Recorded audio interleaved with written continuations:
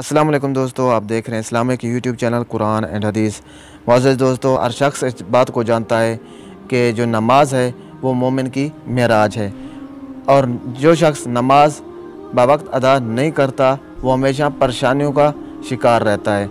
दोस्तों, आज हम ये जानने की कोशिश करेंगे कि जब हम 5 वक्त में किसी एक वक्त भी नमाज अदा नहीं करते तो हमारी ज़िंदगी में या हमारे ऊपर कौन कौन सी मुसीबतें आती हैं या कौन से हमारे नुकसानात होते हैं।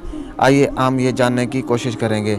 नमाज फ़जर। नमाज फ़जर के वक्त सोते रहने से माशरती अहम आहंगी पर असर पड़ता है, क्योंकि इजसाम में कायनात की नीलंगी ताकत मरूम हो जाता है। रिज़्क़ में कमी और बेबरकती आ जाती है, चेहरा बेरौनक हो जाता है। लिहाजा मुसलसल फ़जर क़ज़ा पढ़ने वाला शख्स भी उन्हीं लोगों में शामिल होता है।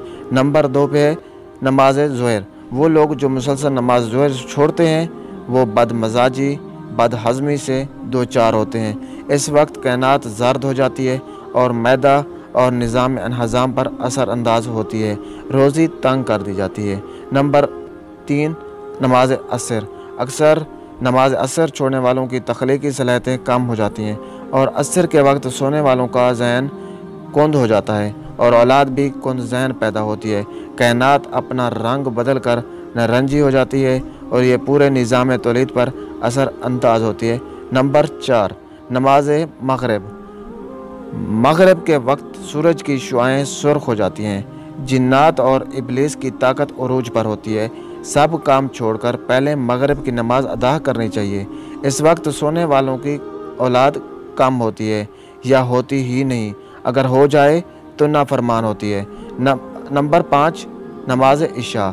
नमाज इशा छोड़ने वाले हमेशा परेशान रहते हैं, कायनात नीलंगी होकर स्याह हो जाती है और हमारे दिमाग और निज़ाम असाब पर असर करती है।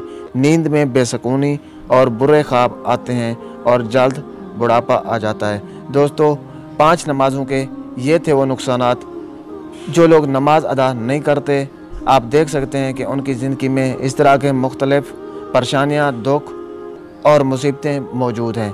उम्मीद करता हूँ आज आपको मेरी ये वीडियो पसंद आई होगी। मज़ीद इस तरह की वीडियोज़ के लिए सब्सक्राइब करें यूट्यूब चैनल कुरान एंड हदीस को। मिलते हैं अगले वीडियो में। अपना बहुत सारा ख्याल रखिएगा। अल्लाह हाफ़िज़।